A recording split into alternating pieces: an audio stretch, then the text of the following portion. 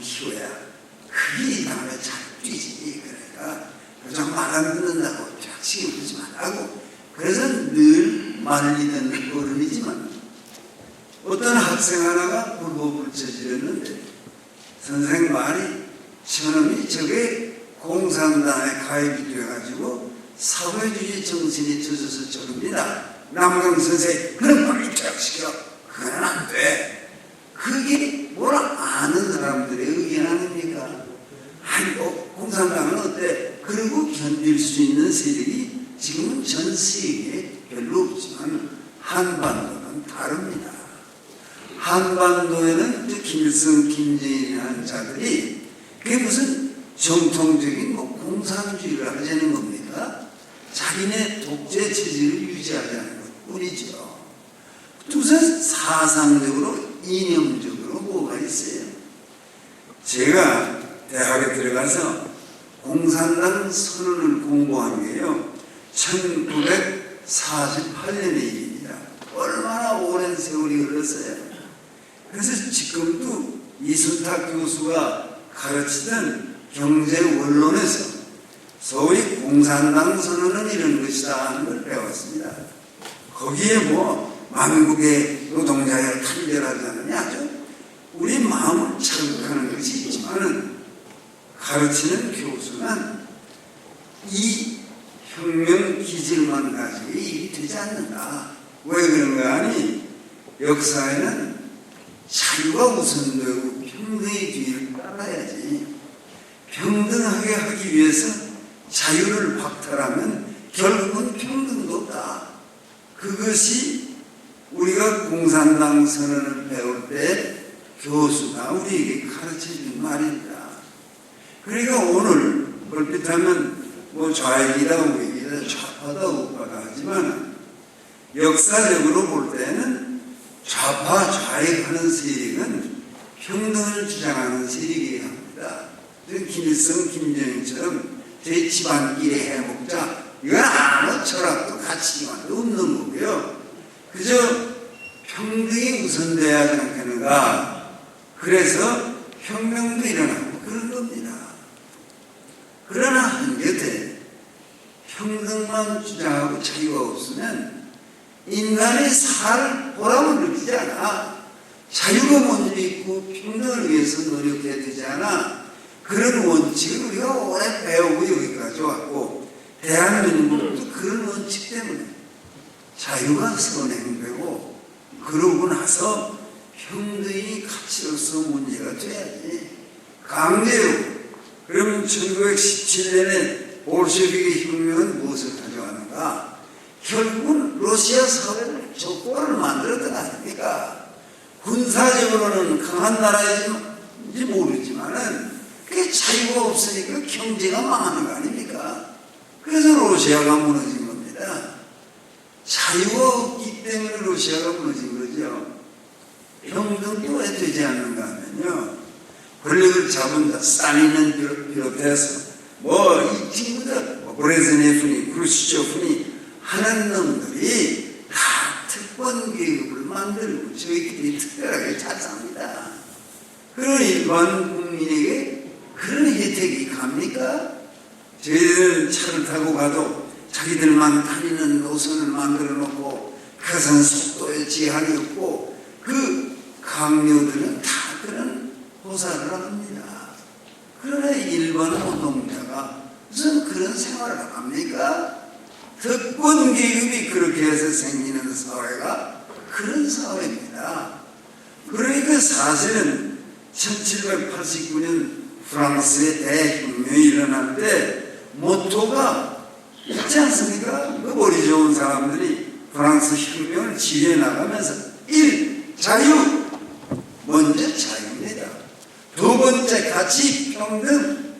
그러나 그 머리 좋은 친구들이 생각할 때 자유와 평등이 동시에 존재하기가 어렵거든요. 자유 있는 것을 평등이 크게 짓밟히게 마련이고 평등하고자 하면 자유가 길을 못 주니까 이래가지고는 두 가치가 실현이 안 되니까 그 타협점을 풀어야 되는데 그것이 파괴 정신이라고도 할 수 있고 동지애라고도 할 수 있고 형제애라고도 할 수 있는 그 정신을 가지고 자유와 평등이 바란스를 취하고 나갈 수 있게 하자. 그런 철학이 있어서 좌익이 우익이 있는 거죠. 저는 대한민국을 때려 부르는 놈들이 무슨 좌익은 오로지 좌익이에요. 아무 철학이 없는 거 아닙니까? 거기 또 다 몰려 들어가가지고 거기에 뭐 속기도 하고 뭐 기만당하고 또는 포섭되고 이래서 이 적화 통일되는 쪽을 원한다. 이것은 제정신이 아닌 거죠. 왜 러시아, 왜 소련이 망하고 러시아가 정권이 됐고, 왜 동구권이 망하고 거기 끼어있던 나라들이 저 시련을 겪고 오늘 그래도 저 시장 경제를 통해서 살아보자 이렇게들 애를 쓰고 있지 않습니까? 그러니까 이 대한민국에서 별난 짓을 하는 놈들은요, 대한민국에 사는 고마움이 뭔지를 전혀 모르는 놈들입니다.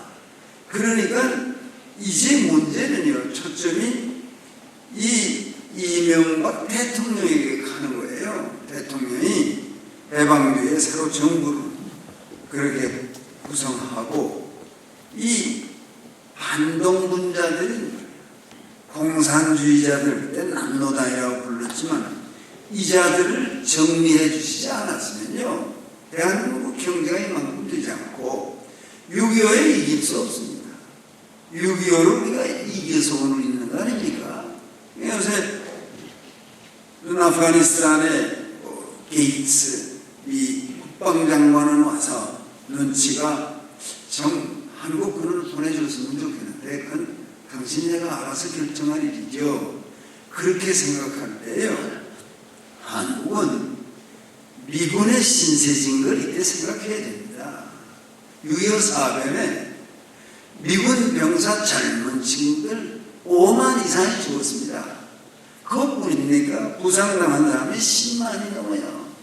그 중에는 다리 없고 팔이 잃고 걷지 못하는 사람 많아요.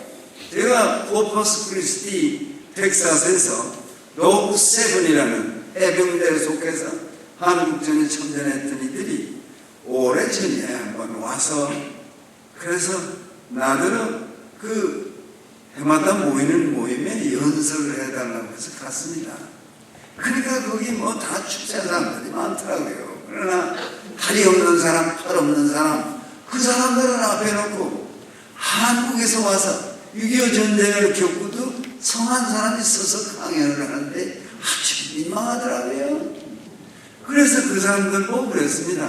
당신이 다리 하나를 잃은 거 아니에요. 다리 없는 사람 거기에 앉아있으니까 물론 가서 변호사가 됐더라고요. 그렇지만 당신이 다리를 잃어보는 것이 아니라 대한민국이 자유민주주의를 하라고 그 다리를 우리에게 바친 거예요. 그 발을 우리에게 준 거예요. 이렇게 얘기하면서 그 어려운 고비를 넘겼습니다. 남들은 우리를 살리기 위해서 목숨을 걸고 싸웠고 팔을 잃고 다리를 잃었는데 지금 아프가니스탄 전쟁 자체에 우리가 찬성하고 마는 게 문제가 아니라 찬성할 수 없다 찬성한다가 문제가 아니라 친구가 우리를 향해서 야, 이거 좀 도와줘야 되겠는데 그런데 그까지 정액은 300명을 보내겠다. 그 정도 가지고 미국으로 움직이지 못합니다. 그래서 한일계 사단을 보낼게 대통령은 그런 결정을 해서 나가 이렇게 돼 대한민국이 살고요. 국제에서 대한민국은 사람들이요 요새 아주 미국 덕에 저만큼 됐죠. 아니 달레스가 있었으니까 됐지. 존 포스터 달레스 없이 일본이 저만큼 경제부흥했습니까? 다 그들이 도와서 저만큼 됐습니다.